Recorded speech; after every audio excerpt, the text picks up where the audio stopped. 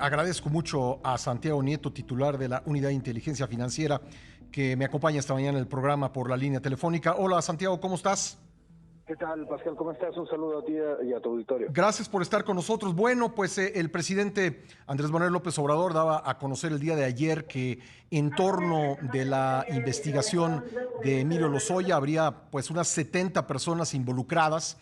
Y quisiera preguntarte cuál será el papel de la Unidad de Inteligencia Financiera para investigar las finanzas de aquellas personas señaladas por Lozoya en la declaración que hizo ante la Fiscalía, Santiago. Bueno, sí, efectivamente, como has comentado, el señor Lozoya hizo un planteamiento de 70 personas físicas y morales relacionadas con los hechos, lo cual involucra incluso a dos expresidentes de la República. Pero la posición de la UIF va a ser hacer la investigación y cuando sea requerido por parte de la Secretaría de la Función Pública o la Fiscalía General de la República, entregar la información respecto pues, a las 70 personas involucradas. Por lo que entiendo, por lo que me dices que hasta el momento ni la Secretaría de la Función Pública ni la Fiscalía han requerido pues la participación de la UIF en este caso concreto. En este momento no, pero la posición del presidente es muy clara, se tiene que investigar este caso en particular, las 70 personas, pero también los casos relacionados con los videos que fueron hechos públicos en días pasados. Bueno, sí, videos en los que vemos dinero en efectivo.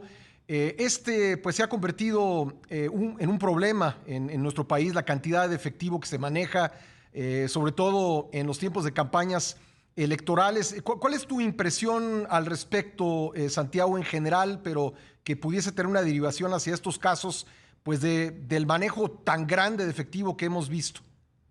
Bueno, sí, la Evaluación Nacional de Riesgo, de hecho, que acabamos de terminar, relacionada precisamente con el cumplimiento de la recomendación número 1 de Gafi, del Grupo de Acción Financiera Internacional, nos señala que una de las vulnerabilidades más importantes de nuestro sistema es precisamente el uso de efectivo. En 2015 fue el año más importante, tuvimos un incremento entre 2014 y 2015 del 20% de uso de efectivo en el país, que coincide efectivamente con las campañas electorales, coincide con la estafa maestra, con la operación Zafiro, con digamos todos estos procesos de corrupción o de macro corrupción que vivimos en el país. Pero la verdad es que de manera gradual se ha ido incrementando el número de casos en los cuales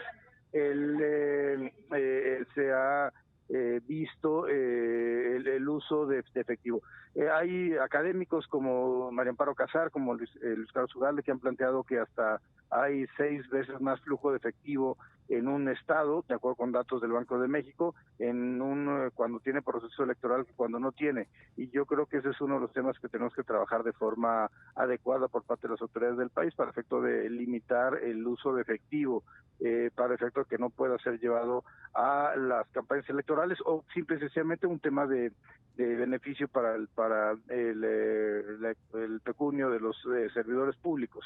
Hay que recordar que la estafa maestra se dio a partir de empresas fachadas y lo mismo ocurrió con Operación Zafiro. Fueron empresas fachadas las que sacaron dinero en efectivo y a partir de trasladadores de valores llevaron los recursos hacia espacios privados, hacia campañas electorales. Todo esto tenemos que combatirlo. ¿Habría algunas medidas que se podrían tomar para evitar que el año entrante, que también hay elecciones, además en todos los estados del país, podamos vivir un fenómeno similar al que me estás describiendo de 2014-2015? Sí, a ver, nosotros tenemos ya un convenio firmado con el Instituto Nacional Electoral, particularmente con Lorenzo Córdoba durante durante el inicio de la administración, para intercambiar información relacionada con empresas que pudieran estar relacionadas o con operaciones simuladas, que fueran EFOS o EDOS, empresas que facturan operaciones simuladas o que deducen operaciones simuladas, y también, por supuesto, para poder evitar que haya uso de recursos ilícitos en los procesos electorales. De hecho, uno de los temas centrales que ha planteado una de las nuevas consejeras, Carla Humphrey, es precisamente el cómo atender el financiamiento ilícito en las campañas, y pues la posición de la UIF, en absoluto respeto a la autonomía del INE, será de colaboración para efecto de evitar que este tipo de recursos sean de empresarios para efecto de tener contratación futura, sea de desvío de recursos públicos para fines electorales en el ámbito público o sea del narcotráfico, lleguen a las campañas electorales del próximo año. Santiago, quisiera hacerte un par de preguntas más. Tengo que hacer un corte obligado. Castillo, titular de la UIF, que me haya esperado en la línea. Santiago, gracias. Y preguntarte, si hay alguna distinción, digamos, para la unidad de inteligencia financiera entre los personajes que hemos visto en los videos. Sabemos que pues hay un enfrentamiento político a raíz de la difusión de los videos. En unos aparecen personas ligadas con ex senadores del PAN y en otro aparece el hermano del presidente Andrés Manuel López Obrador. Digamos, desde el punto de vista de la investigación, en caso de ser requerida la intervención de la UIF, ¿habrá algún tipo de distinción?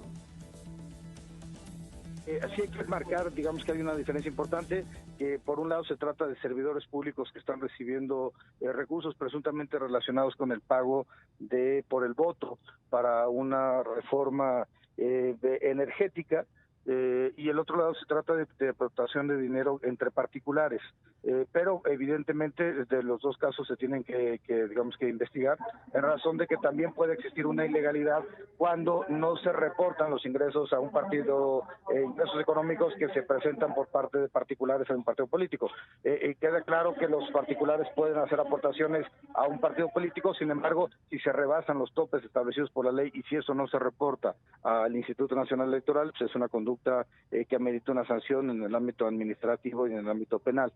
Pero por el otro lado, pues estamos hablando de un tema de corrupción, en razón de que puede ser enriquecimiento ilícito, puede ser peculado, de que se estén llevando recursos públicos a efecto de que servidores públicos, en este caso legisladores, voten por una en el caso particular por el tema relacionado con la reforma energética. Pero para la unidad de inteligencia financiera, la instrucción del presidente es que se tiene que investigar todo y dar la información a las autoridades competentes. Bueno, y reiterar entonces lo que me decías hace un momento al arrancar la entrevista, que hasta el momento no ha sido requerida la intervención de la UIF en ninguno de estos casos.